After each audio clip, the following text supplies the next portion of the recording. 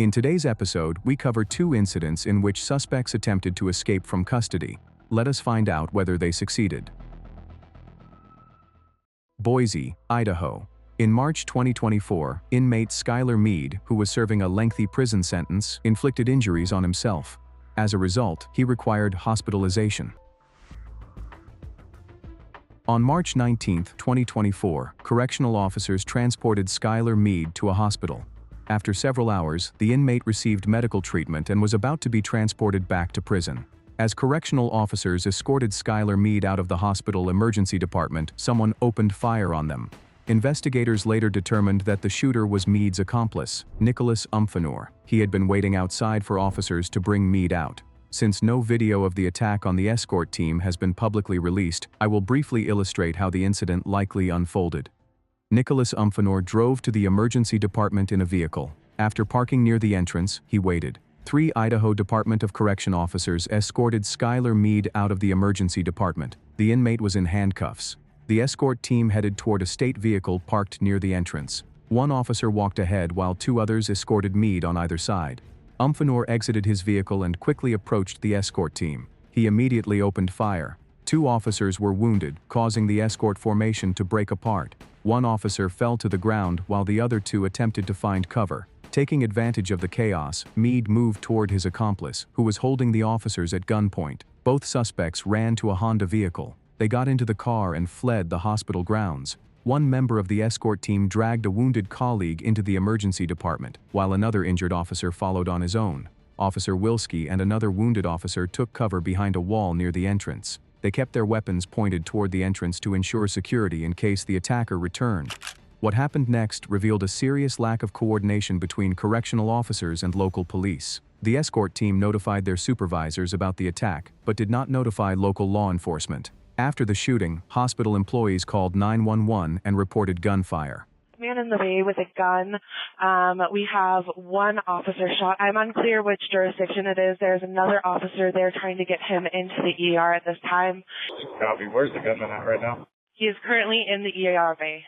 Man with the gun is 6 foot, dark beard, light skin. There is an additional caller saying the man is pointing the gun at the ambulance bay at this time. Police units were already responding to the hospital. We got multiple units rolling 23. Let's just keep the air clear for a second.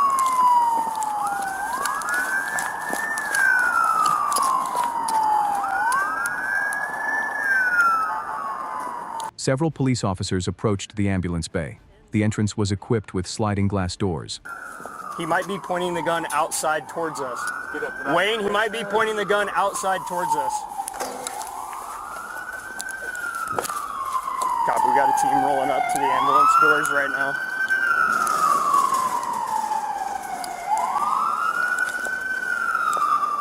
While standing outside with their weapons ready, officers spotted an armed man inside and believed he was the shooter.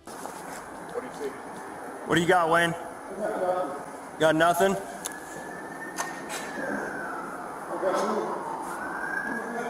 There he is right there. He's got the gun in his hand. He's got the gun in his Dispatch, shots fired. Officer Anderson fired 2 rounds from his rifle. Movement at the counter. There he is. Don't move. The rounds struck a wall near where Officer Wilski was standing. He suffered injuries that were not life-threatening.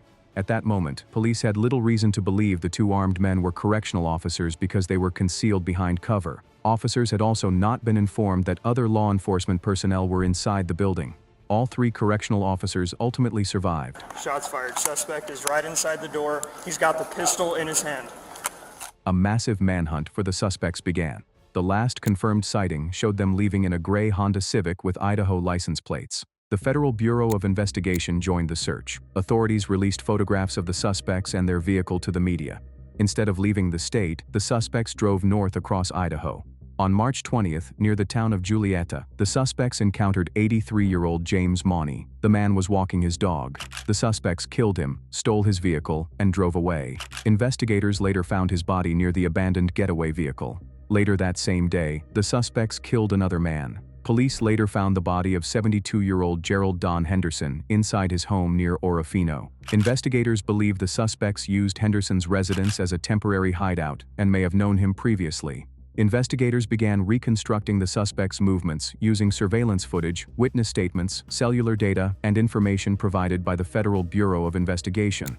Authorities discovered that the suspects had traveled in an almost circular route across the state, constantly changing vehicles and locations. After the two homicide victims were found, the investigation intensified dramatically. The case was no longer just an escaped inmate investigation, but also a double homicide and an armed attack on law enforcement officers. Approximately 36 hours after the escape, officers learned that the suspects were in the Twin Falls area.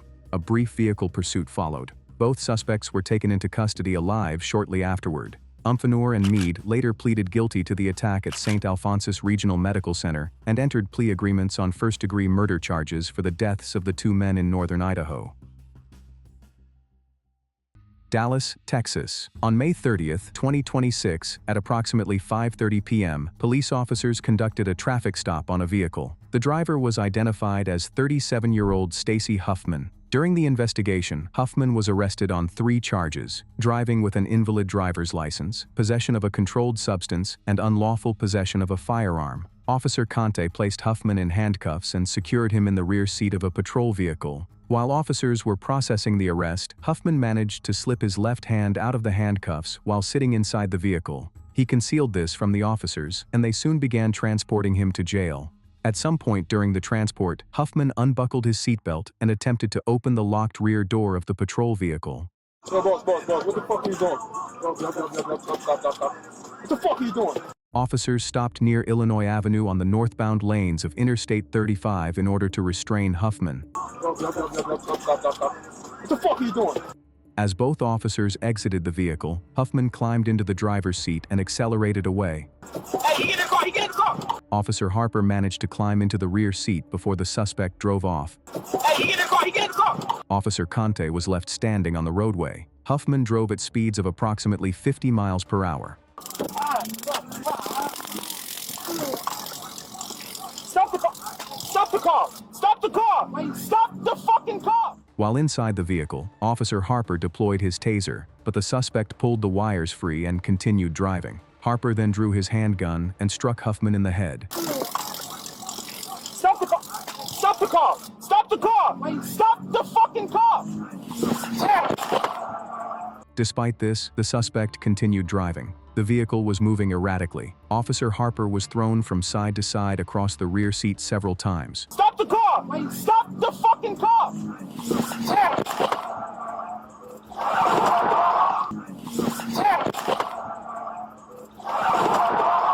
Oh my God. The patrol vehicle traveled approximately 1,000 feet before Huffman opened the door and jumped from the moving vehicle. Oh my God. The impact with the roadway rendered him unconscious. Officer Harper was able to regain control of the vehicle and prevent a crash.